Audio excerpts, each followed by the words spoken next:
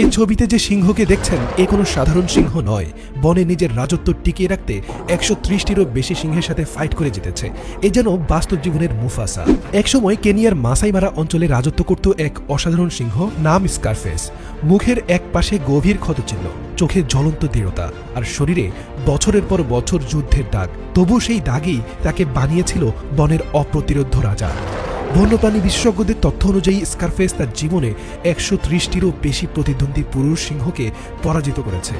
শুধু তাই নয়, ৪০০ হায়না, একটি জলহস্তী, এমনকি কুমিরদের সাথেও যুদ্ধ করেছে নিজের রাজত্ব টিকিয়ে রাখতে।